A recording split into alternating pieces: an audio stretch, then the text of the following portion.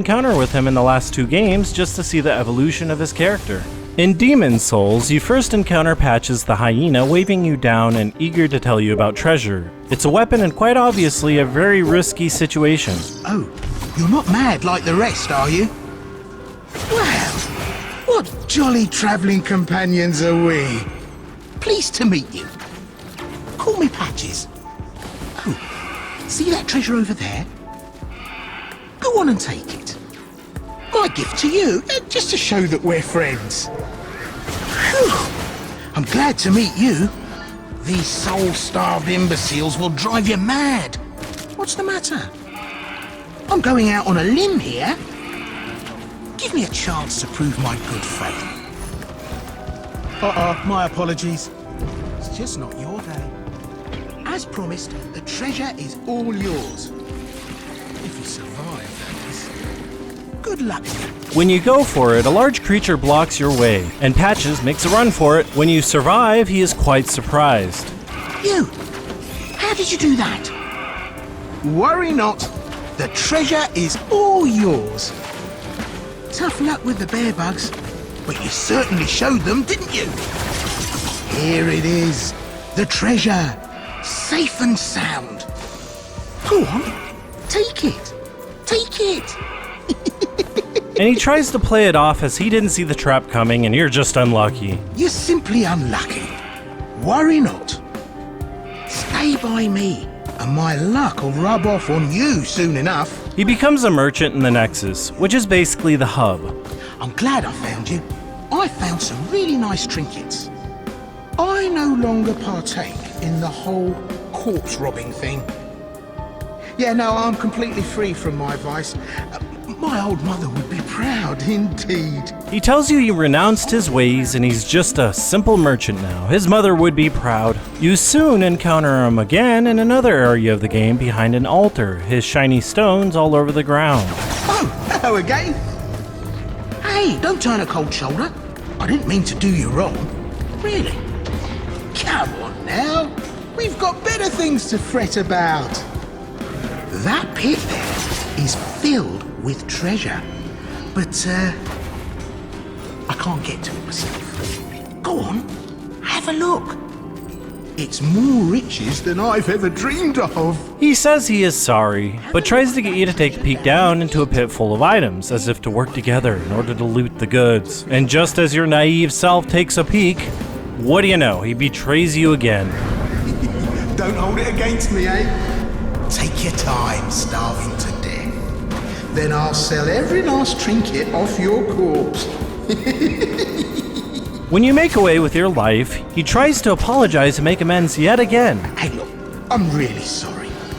I didn't mean what I said. I mean, a man's got to make a living, right? Here, look. I can make up for it. There aren't many humans like us. We need to stick together. I know. Here, take this as a token of my friendship. You've seen one of these before, surely. While his betrayal certainly rewards you nice rings, he still thinks that trust is an option. Come on, let's be friends. What do you say? No need to drag each other down. Back at the Nexus, he makes for a very precious yet expensive merchant for health items, so I never recommend killing him. Besides, he doesn't say anything important. You just make the game harder for yourself. Something also very interesting is in the pit you were kicked down into, you meet a devout priest who is also tricked in the same way. Well, I did the same. He fooled me, and now I am stuck here. But have no fear. God will cleanse us of evil. Pray with me. Umbasa. His shiny stones serve as a form of bait to lure unsuspecting people to his traps, and apparently they fall for them. That's his trademark. When you save the priest, he returns to the Nexus. Later, when he talks about the priest, he says something that shines a little more light on his personality. Now, you see that priest and his disciples over there? They still don't trust me after that little incident behind the altar. I don't blame them. Shouldn't they believe in forgiving and forgetting? Well, I've been doing a hell of a lot of that with you. Well, I have news for them. Praying has not put food in my mouth, nor anyone else's. I think it's clear by those last words, he's an atheist or something if he thinks praying is silly. Good day. This becomes a little more apparent in Dark Souls when he straight up asks you if you're a cleric from the get-go. Are you a cleric or something? Clerics in Dark Souls are highly religious and holy. They are of the Way of White and worship Gwyn, who is trying to keep the Great Fire lit. Are you a cleric or something? No? Well, that's strange. Oh, I know what it is. You've come for the trinkets, haven't you? He knows clerics among other looters venture down into the catacombs, but just why is he there? You're soon to find out. When you respond with a yes to his question of being a cleric, he has a more sinister tone to him. I imagined as much. Best of luck with your pilgrimages or missions or whatever you do. This place is treacherous. Do watch your step, eh? Yet either response to his question leads to an ominous warning to watch your step. He's even by a switch that controls a bridge you're about to cross. And when trying to cross said bridge, it turns and can cause you to fall to your death unless you're nimble enough. All the items littered below suggest he does this to a lot of people and probably has no regard for human life, especially that of clerics for their religious nature. He springs this trap on you whether or not you tell him you're a cleric. Oh, well, how are you then? I slipped and put that lever, you see. It didn't cause you any trouble by chance. After approaching him after his trickery, he'll play ignorant. Responding with yes yields an item and forgiveness. Are you certain? Well, that's a fine shame. I'm truly sorry. Really? But wait now. You didn't actually fall down. Well, why didn't you tell me sooner? All's well that ends well. All's well that ends well is his catchline. Everybody makes mistakes. I'm not above it all, I swear. I'm Trusty Patches, the one and only. And he even calls himself Trusty Patches, although not too trusty if you ask me. I know. This should make up for it. We're on the same side. Undead outcasts. Even after the debacle, he'll still try to manipulate you into trusting him again through a common bond. The next time you encounter him is after the Thurlund clerics make their pilgrimage into the Tomb of Giants, and we encounter a situation that looks very much like the situation in Demon Souls. What, you again? Well. You've been a stranger. It's good to see you well, my darling. All right. You came at the perfect time. There's a fine stash of treasure right down that hole. I found it first, but we're friends now. I'll split it with you, in any case. Have a look. It'll shimmer you blind. His laughs don't suggest anything pure about his intentions, and we've been through this before, haven't we? Examine the cliff, and yet again, he kicks you down into it.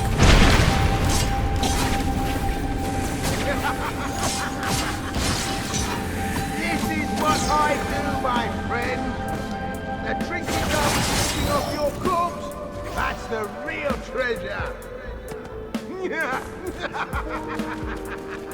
The area is pitch black without some light source, but you can find some really nice items down there. The downfall is, 2 of Ria's companions have turned hollow and must be slain if you wish to save her. This brings me right back to Demon Souls, where he pushes a cleric down into a pit. You banished those 2 hollows, did you?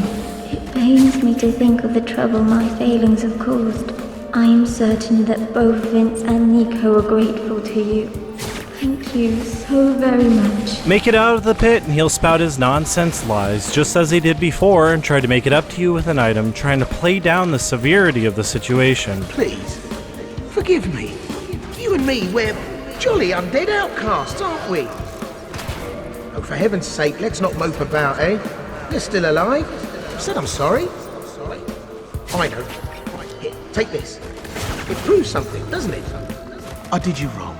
But I didn't mean it. These temptations, they can overcome me. You know what I mean, don't you? Please, forgive me. What's even better, if you admitted to him that you're a cleric, which I actually was, well, more so a warrior of sunlight, praise the sun, he has a slightly different dialogue. There's a fine stash of treasure right down that hole. I found it first, but you're the cleric, right? I owe you for all that praying and whatnot. I'll give you first pick. Well, go on. Have a look. It'll shimmer you blind. When he kicks you down, he says it straight out.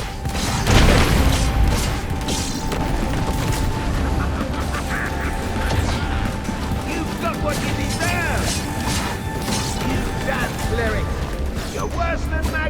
Why? He just hates clerics. Strip your corpse clean!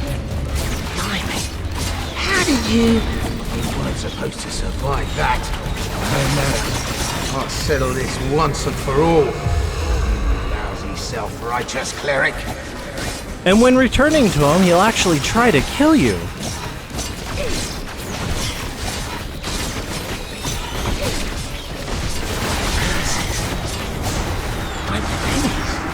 What did I ever... Even in death, he can't admit his wrongdoing. If things go well and you never tell him you're a cleric, just like Demon Souls, he'll become a vendor, telling you he's a reformed and humble merchant. I'm done with the looting. I'm a humble merchant now. And wondrous treasures have I, at a special price for you. There you are. Have a nice look at them. Oh, relax. No more funny business out of me, my friend. And he even has a name for himself. Well, welcome to Trusty Patch's Trove of Treasures. We chop prices, not limbs. Wow, that's pretty catchy. Shut up and take my money, you trusty grave-robbing murderer. When you talk to him, he'll actually offer you good tidbits of advice on people at Firelink. He's actually right about Petrus. He'll kill Rhea, the girl I saved earlier, unless you do something about it. But that's another game for another day. Let's get back to Bloodborne, what we're really here for. You first really encounter Patches right after entering the Forbidden Woods. He will somehow be behind any interactable door in the game. You can only hear his voice, but this is what he says.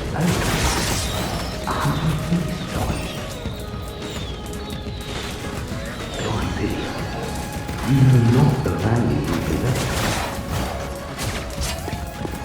But I'm willing to do you a kindness. Step lightly round to the right of the great cathedral and see an ancient, shrouded church. The gift of the Godhead will grant you strength. Yes. The gift of the Godhead is the supposed strength you will receive, and the Godhead is amygdala. Then he gives you a tonsil stone. Now before you get all grossed out thinking this is some slimy dispelled buildup from a giant monster's tonsils he's handing to you, the description says it's a stone or possibly a meteorite with a gravitational force that won't let you get rid of it. It's also worth noting there are a few translations that serve as a play on words. Tonsil, translated to Spanish, is amygdala. Amygdala. When translated to French, it's amygdale. Amygdale. A lot of languages translate tonsil into something similar to amygdala, but most curious of all is the Latin translation being dangerous. And I wouldn't put it past Patches sending us into Dangerous. territory. So what this item is essentially is a meteorite from the amygdala creature's homeworld or whatever with some sort of supernatural force to it. Patches promises that by taking this stone to the cathedral, amygdala will grab you and eventually grant you his strength. Oh, Amygdala. Oh, Amygdala. Have mercy on the poor bastard. As you can hear from the tone of his voice, this is yet another trick. Immediately after teleportation, you meet Patches on the other side of a door. Look at his cowardice, hiding behind a door. What a joy it is to behold the divine. It must be such a pleasure. You're in my debt, you know. You're nigh on a beast of the field. But here you are, treading a measure with the god. He tries to make you think you were endowed with such a blessing. Then he goes on to insult you and tell you to make haste to battle Amygdala, where I bet he's got money on you losing horribly. Are your feet as fat as your wits? Oh, cease this dithering. Take the plunge. Throw yourself to the wolves. Soon after, you transport to the Nightmare Frontier, where Patches resides, clinging to a cliffside. When you make progress to his location, you see his telltale bait and lure with shiny coins and a trick message, making it pretty obvious if you go over there, you'll get shoved off into a pit of dire circumstances. This is commonplace with him.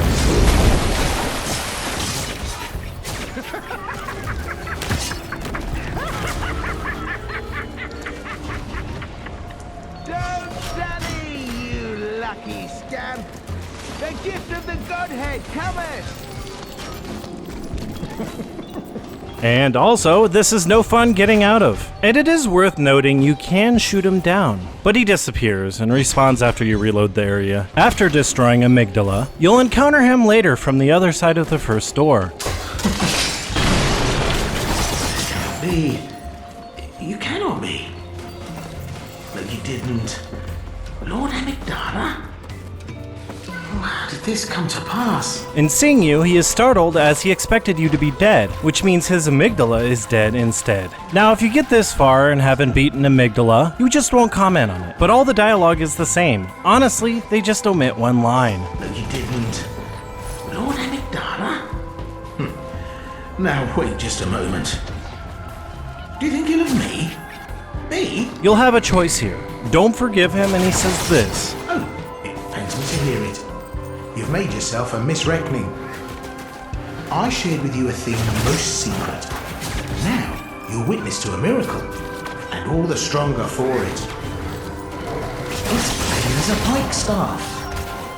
Now, say in my heart, you were as a lamb to my God. Well, you weren't to know, and it wasn't for you to know. All's well that ends well, I say. He basically says you were a sacrifice to his god, and it was basically his contribution to his religion, and what you didn't know wouldn't hurt you. If you forgive him, he leaves out those details, and he says this. Indeed, I should think not. I shared with you a thing most secret. Now, you're witness to a miracle, and all the stronger for it. You should appreciate it, if you've a grain of gratitude in you. He's thinking, what an idiot. He trusts me even after what I did to him. Appreciate it.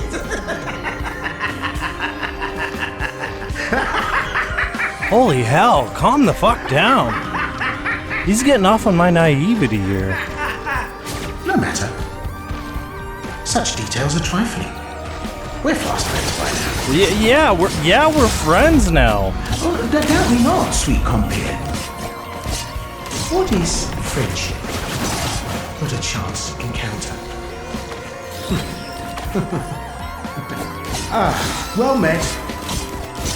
My apologies, but I feel a profound thought occurring on the good grace of a certain god and the way he meted out his love. What he says next makes something pretty clear. This is a most pleasing encounter. You see, I must depart ere long.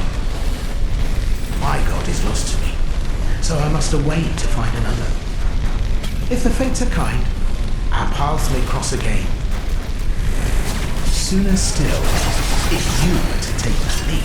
Amygdala was his god, and he doesn't seem all too broken up about it. I mean, there are several of them. Just like Patches, he laughs it off and downplays the situation. Think not of poor Amygdala. Upon that piteous bastard you bestowed salvation. Then throws out his catch line. All's well that ends well. What I find most interesting is how he goes from having no god, hating clerics in previous games, then suddenly having a change of heart and finding faith in a nightmare reality. Perhaps that amulet around his neck is a sign of his devotion to Amygdala. Later, he will depart and show up in the Chalice dungeons as a merchant, just like good old times. The sight of you is as balm to my eyes. Truly, you are an indubitable, irrefutable friend. And, my dear compere, I vow once more to ease your burden.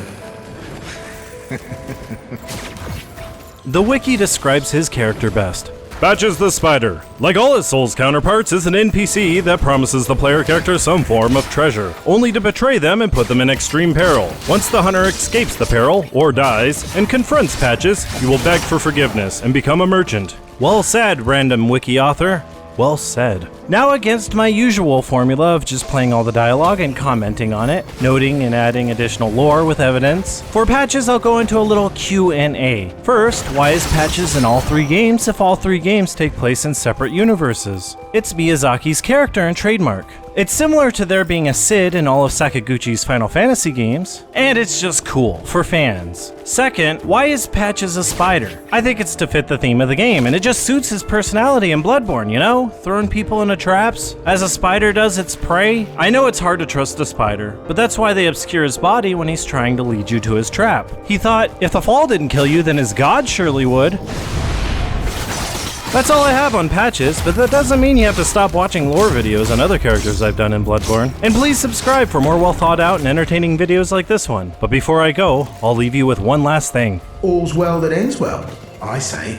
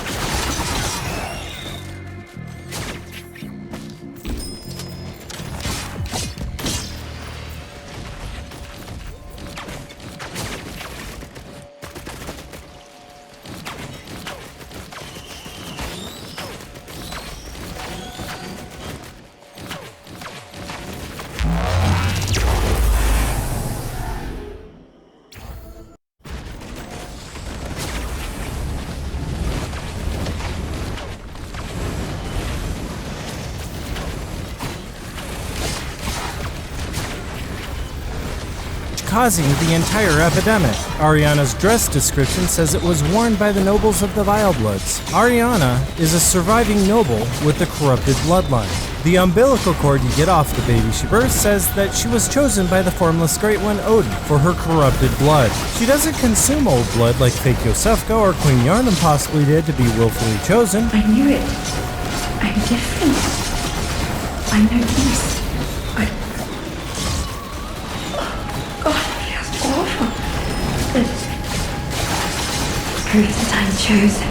But rather, Ariana was chosen because the blood already exists in her bloodline. She didn't know what was happening, and certainly didn't want to be a surrogate mother, considering how badly this corrupted blood spread. When the moon presence was beckoned, the females who didn't turn into beasts became surrogate mothers for their respective gods, the Great Old Ones, the source of the old blood. In madness, the Saint Adela will murder Ariana, then try to murder you if you consume too much of Ariana's corrupted blood. This shows just how much true saints despise the corrupted bloodline and those consuming their blood. And the use of blood outside the church is highly forbidden. Why do you think Sister Adela is always keeping an eye on you every time you talk to Ariana? As I said before, jealousy may play a part in it as well. The ruler of the Vilebloods is still alive today.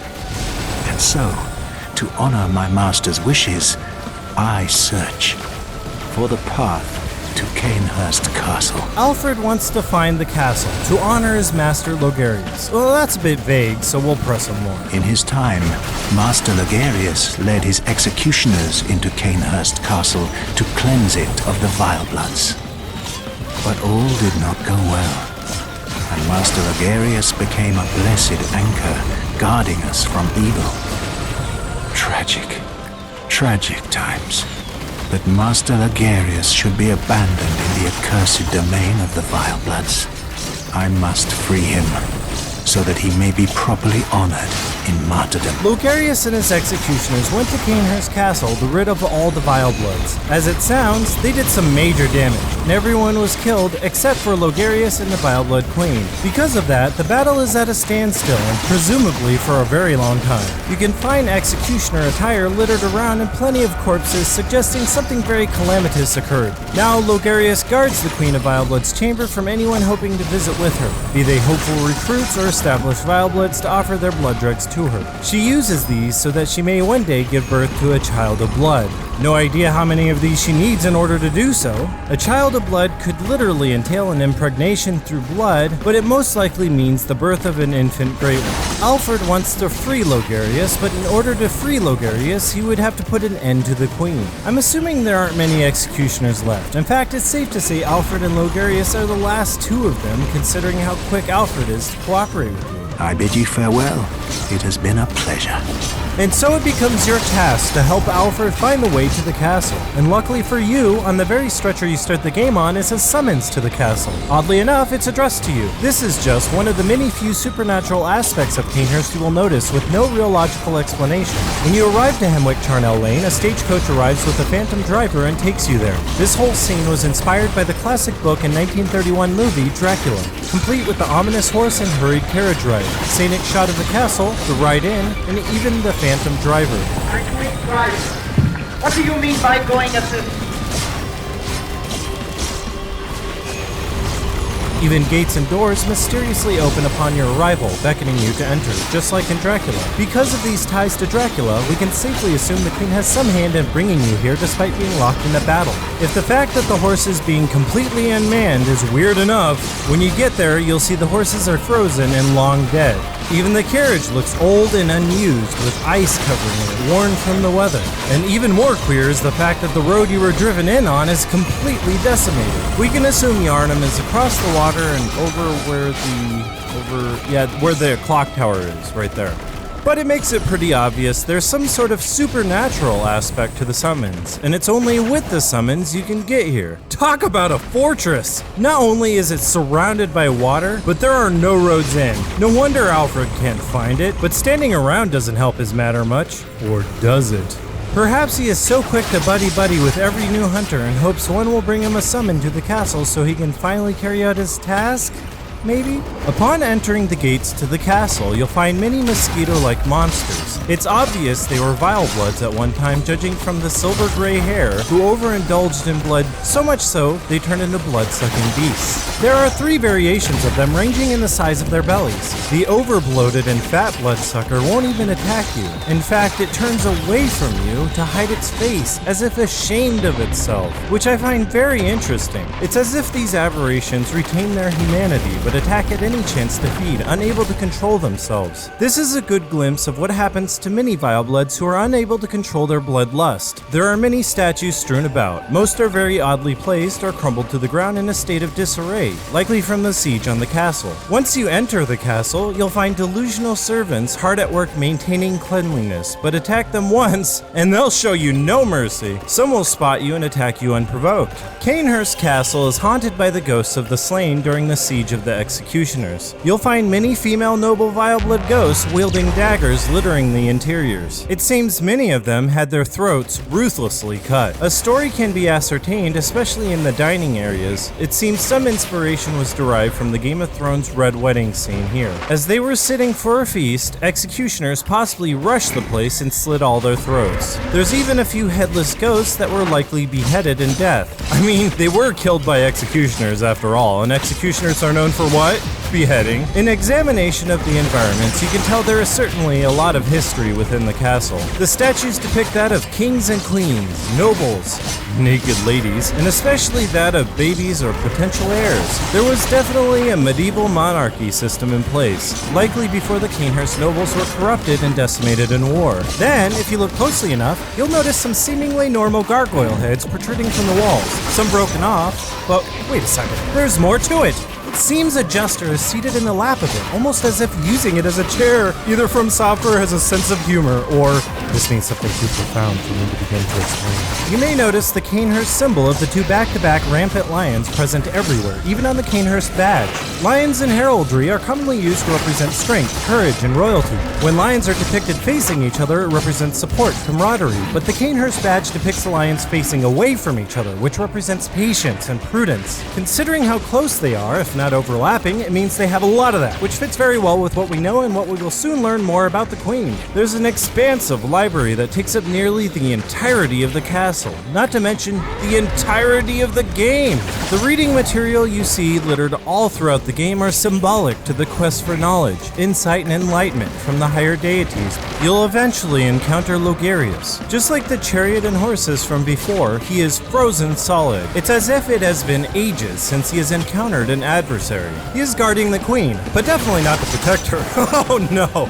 Rather, he holds this area to ward off people trying to consult with her, and to prevent the corrupted blood from spreading further. And get this, Logarius is dead, man, or undead. His spirit is trapped here, and you are setting him free. So don't feel bad having to kill him. Though killing him ain't as easy as it sounds. He's a giant, strong, and nimble man. Once defeated, it may seem like a dead end, but you'll get his crown. The description of it makes it clear as day. The king died, and he took his crown that is capable of revealing illusions. Logarius then donned the crown to prevent anyone from finding the mirage it hides behind his makeshift throne. And when you put it on, it reveals an entire new area that happens to be where the Queen is hiding. As if hiding the entire castle wasn't enough, someone had to hide the Queen's chamber too, all through supernatural means that are impossible to explain. But all are possibly influenced by Harry Potter, a known work of influence for the creator and director of this game. In the books and movie, there are protective enchantments, one of which that can chameleon specific places or objects for a long duration of time.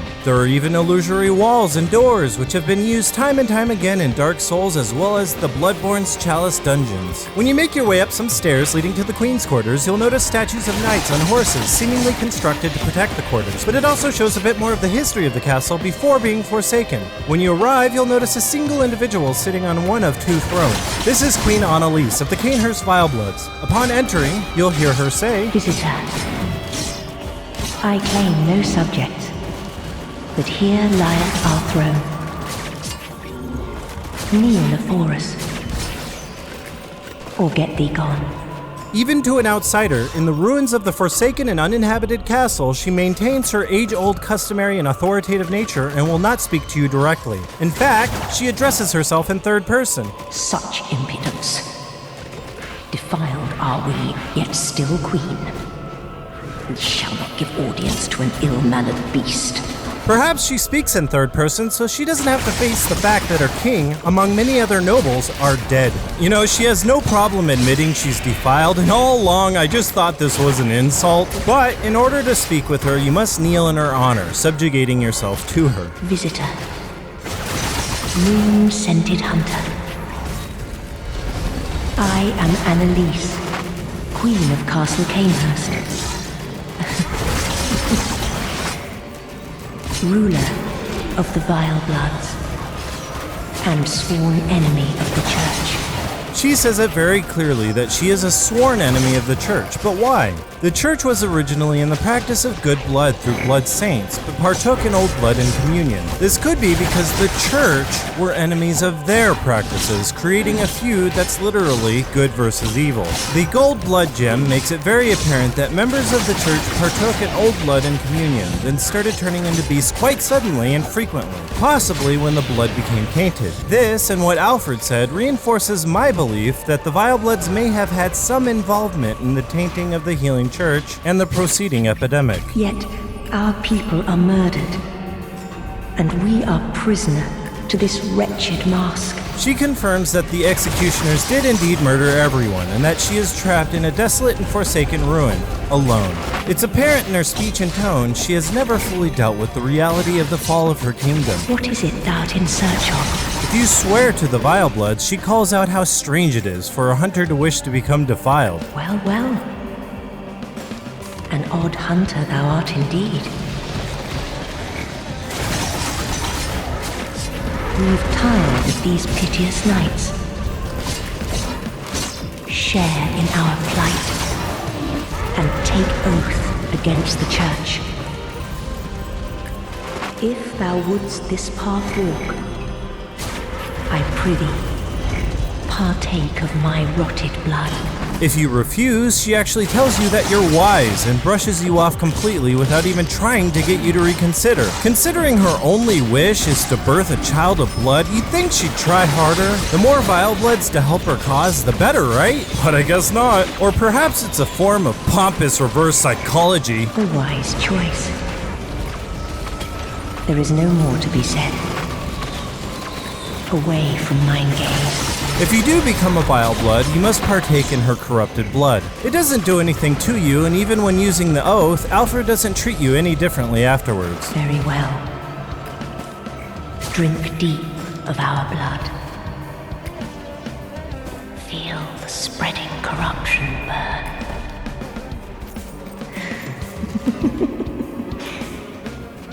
Now, thou art too a Vile Blood. We two, the very last on this earth. What I find very interesting is that she mentions that now only you and her are the very last Vile Bloods. This is probably true for the moment, but you do see a Vile Blood in the cathedral at the end of Eileen's quest line that will fight you even if you are a Vile Blood too, complete with the armor and oath. Why would a Vile Blood fight another unprovoked? Well, the rune he drops should explain it. It mentions that it resonates with the servants of Queen Annalise, and that they crave the Queen's blood and want nothing else in return. Vile Bloods will slay other Vile Bloods for their blood drugs out of greed in order to have a drink of the Queen's intoxicating and corrupted blood. Since you defeated Logarius and exposed the illusion hiding the Queen, other hunters now have easier access to the Queen, allowing her to rebuild her army, as ungoverned and ruthless as they are. With the Corruption Oath equipped, you will get blood drug drops from any other hunter you kill. Return to the Queen and give her one. Thy gift pleases us. Let this reward be thine. Indulge thyself in our tainted blood. And you will get a chance to drink in her corrupted blood once again. There is definitely a prominent theme of glutton and greed in this game, especially here. I mean, look at the Canehurst bloodsuckers who got so obsessed and addicted to blood, they transformed into monsters that represent their desires. Look at the Healing Church's clerics who know they will turn into beasts, yet still overindulge in corrupted blood. You can continue giving Annalise as many blood drugs as you please, but it only adds you to a Vile Blood register, an in-game leaderboard. No matter how much corrupted blood you consume, nothing changes in the game's lore, so have at it! Drink till you're fat! Arrant fool. Vile blood or no, forget not, We are thy queen. Bend the knee. Vile blood or no, respect will be shown. Kneel. Now you must also take into consideration her Old English. Nowhere else in the game anyone talks like this. This is because we are to assume she is really old. But also we are to assume at this point that the executioners in Vileblood Siege happened a long time ago. Logarius should be pretty good proof of that. I mean, he's pretty decomposed, and in the cold, that process is slowed even further. This fact calls into question Alfred, who is much too young to have ever met Logarius, and as we are led to believe, is the only executioner alive. This is likely because he joined the Covenant long after the fact in adoration of its history, which later turned into full-blown worship for Logarius. Now, there is a theory going around that must be addressed regarding the Thumerians and their possible connection to Cainhurst and the Vilebloods, as it has absolutely no foundation. The Thumerians are a race of humans that have lived underground in labyrinths beneath Yharnam for likely hundreds or thousands of years, as evident by their albino-like and deprived appearances, and have established their own cities that you can visit through chalices. They were first to discover the slumbering Great Old Ones, and were able to harness their insight and learn many things from them. Now they exist to protect the great beings that reside below. They, like Cainhurst, have a monarchy system in place with a female as a queen and burial habits similar to ancient Egyptians. There's no evidence they ever rose to the surface. A theory found online by Seeker of Fire, which I assume was the origin of the widely accepted epidemic, misinterpreted an item description, thus taking his theory on a misguided path. The item description says the Thumerian monarch was traditionally a woman who assumed a name with classical roots. That means whoever became the monarch either already has or takes on a name of an already existing city, such as in the case with Queen Yharnam. He thought that the monarch established the city of Yharnam, but that is not what the item description says at all. You see Queen Yharnam's apparition on 2 occasions as symbolic hints to the storyline, and that's all. She shows up to tell you that she lost her baby, that she's sad about it, and that her baby is Murgo. Deep within the dungeons, there is a very rare ring of betrothal in a sarcophagus. In the description, it says it's only permitted by the Great Ones to those slated to bear a special child. This was assumingly gifted to the Thumerians, who likely helped populate the Great Old One's race in exchange for their powers and extended lives. The Thumerian Queen Yharnam was the one who actually gave birth to the special child named Murgo. It was taken away from her and nursed by a Great One within a nightmare. The ring was really meant for someone like Queen Yharnam, but there is no way to propose to her, no matter how beautiful and tall she is. Her pale skin really glows in the moonlight. Considering Queen Annalise is planning to birth a child of blood, one can assume he can use it to propose marriage to her, too. So, I say, there is no evidence backing the theory that there is a connection to the Thumerians and Vilebloods. When you finally muster up the courage and propose to your sweet Queen Annalise, she says, oh boy. Speak not those words. We have little need of a consort. Such a path would belike lead to further ruin. Further ruin? Thou art dear to us. We would see no harm befall thee. No harm befall me? Man, talk about a rejection. Makes me wonder what exactly would happen if we were wedlocked. I can't even begin to theorize. Though you can try again. Still thy honeyed tongue. The thought alone sufficeth. Thy worth is too great. Now, speak no more on the matter. Well, her compliments that time did make me feel a little better. Look, Annalise, I just met you and this is crazy, but it was fate for us to be together. The very moment I set my eyes on you in your disfigured mask with possibly something else disfigured underneath, I just knew. I knew you were the one for me. Together, we don't have to be alone anymore. As you said, we're the very last 2 Vilebloods in the world. I defeated Logarius, which wasn't easy, by the way, to have audience with you. I swore your oath, fought your battles, blessed you with offerings, and drank upon your corrupted blood only to be closer to you. May I have your hand in holy or non-holy, whatever matrimony? Honest.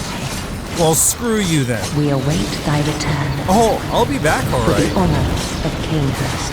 Oh, what's this? An unsigned Cainhurst summons? I wonder what would happen if I put Alfred's name on there and gave it to him. Oh boy, I can only imagine what he'd do to you. For good measure, I might even add, come at me, pretty boy. Think you got what it takes to handle a real woman? Aha!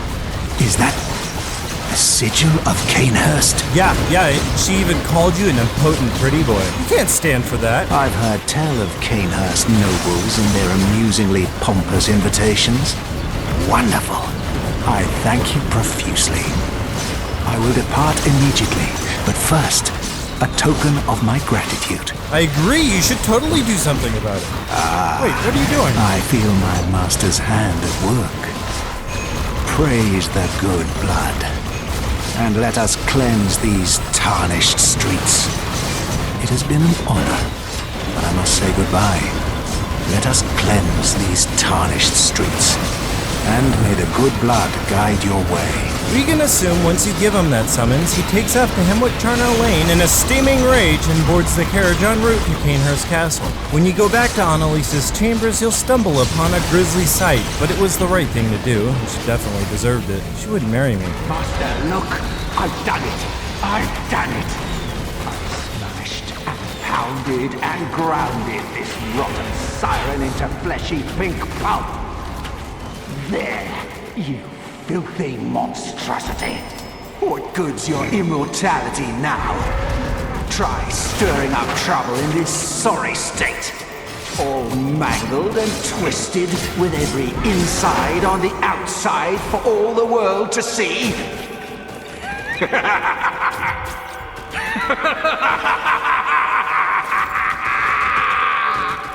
You got it. Queen Annalise is immortal, a vampire, topping off the whole Dracula reference. Alfred should have just thrown garlic at her and plunged a wooden stake into her heart, for God's sake. Now you can understand Logarius' motivation, why the war has been at a stalemate, and why he didn't just offer. And that's because, well, he couldn't. Annalise is probably the only immortal Vileblood, but why? I cannot answer this. Even when looking at her splattered remains, it writhes eerily, suggesting that she's still alive, even in the gruesome state Alfred left her.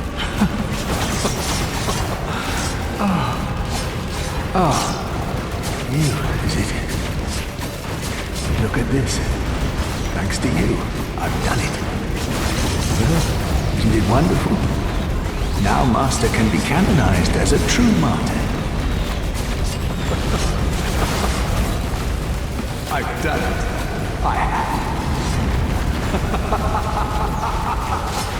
Alfred is ecstatic because he completed his task. He canonized Logarius as a true martyr and is now the last remaining executioner, making them the victors. On top of that, the Vilebloods have been wiped out completely, and the source of the corrupted blood will end with the death-like state of Annalise. All the king's horses and all the king's men couldn't put Annalise back together again, but maybe you can. Alfred will then return to the executioner's shrine, sadly, to sacrifice himself in honor of Logarius after a prayer. He cleansed the tarnished streets of the source of the bad blood and felt his task was complete. If any one covenant in the game could be considered good by making a positive difference in this world, it'd be the executioners. Logarius once said, "We shall always strive to be good." You can see Alfred place the Canehurst King's crown on the altar in memory of Logarius, who wore it for years to guard the Queen's whereabouts. Its significance is profound. But wait just a frickin' second. I have that very crown in my inventory. Where the hell did he get a second one? That's a fake! Oh, okay. I won't question it. Why bother? You can aggro Alfred at any point in the game. Before giving him the summons, he'll just say things like, "Oh, why are you doing it? Cut it out. Fine." And when he dies, he says, "Oh, you'll regret it." But there's much more dialogue when you aggro him after defeating the Queen that's of more interest. Just what is the meaning of this? Why turn your blade on me? You're jealous, aren't you? Unclean wench! Vile monstrosity! Bloody fool! Blood gone to your head? Pathetic! As you deserve! The blood! You spilled my blood! It feels kind of bad making him angry and hearing him yell at me. When you die,